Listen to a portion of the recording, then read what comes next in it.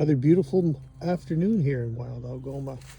Thought I'd take a break from the yard work just to have a walk around the back 40 and just to see what's popping up for spring. Lots of damage along my trails. It's funny because I didn't notice this in the winter because the snow was so deep. You can see the lupins are starting to come up.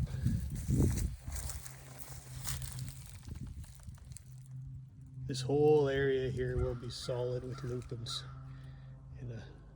By midsummer, the flowering will start.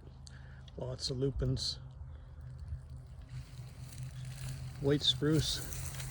We can start to see the spruce budworm just starting to come out of its overwintering site. You can see that needle there. A little bit of silt spun up, so the spruce budworm will emerge. It's probably emerged last week. It'll come out of its overwintering site underneath the bark scales where it spent the winter. It'll go into the needle and start mining in the needle, and then defoliation will occur later in the season.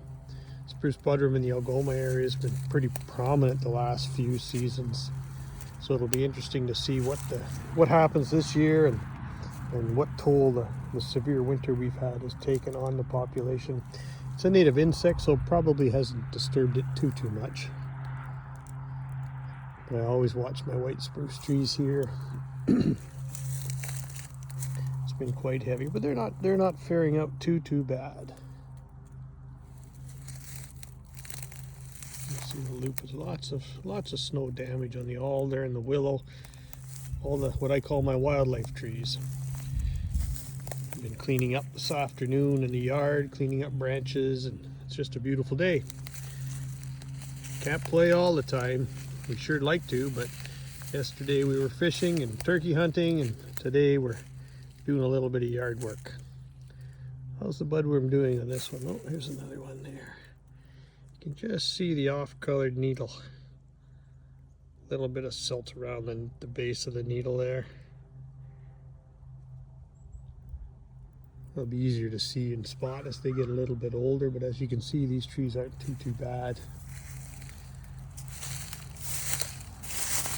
Walking back.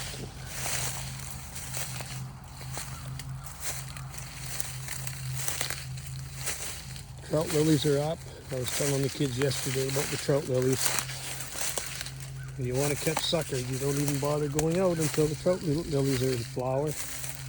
There's a mat of trout lilies showing up there.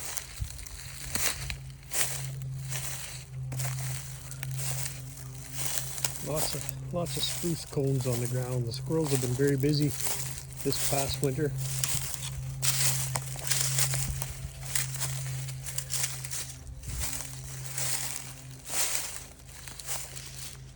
You can spot my bird feeder along my snowshoe trail back there. I make bird feeders out of those coffee cans and put them all over the place. Along my trapping areas and along my snowshoe trails, I'll put those bird feeders. Cages like this in the trees. I'll put beaver meat and that in there and feed the birds and the raccoons. And what else have we got going on for flowers? It's just starting to break through spring. There's my snowshoe trail. Lots of down trees. It's going to be a chainsaw project. That's for sure. Feeder bears. For some reason, the bears don't usually knock these down.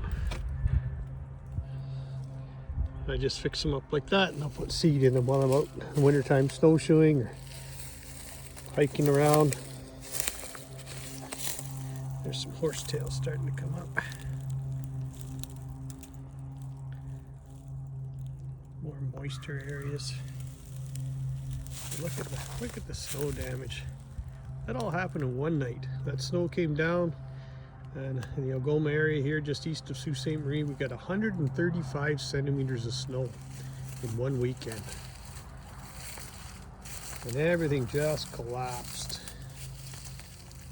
The bush is just ugly. It's gross. And it's because everything's broke down. You can see these young spruce trees. or flattened by the weight of the snow.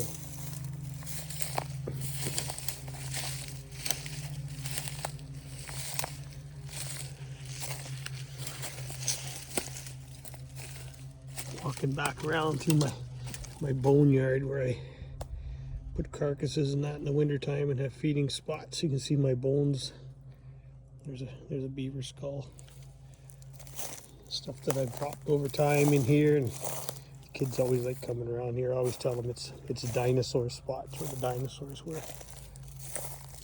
They're catching on to Papa's game though.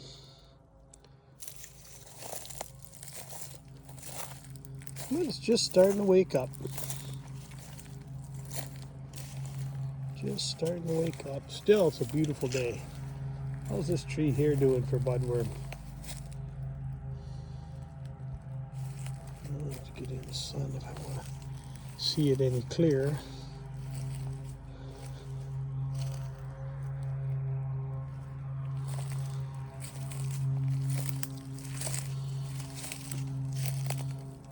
That's where my old dog Sarge is buried. Sarge was a good dog. I had him for almost 14 years. He was a black lab.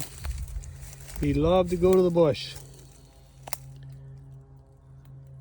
That's Sarge's spot.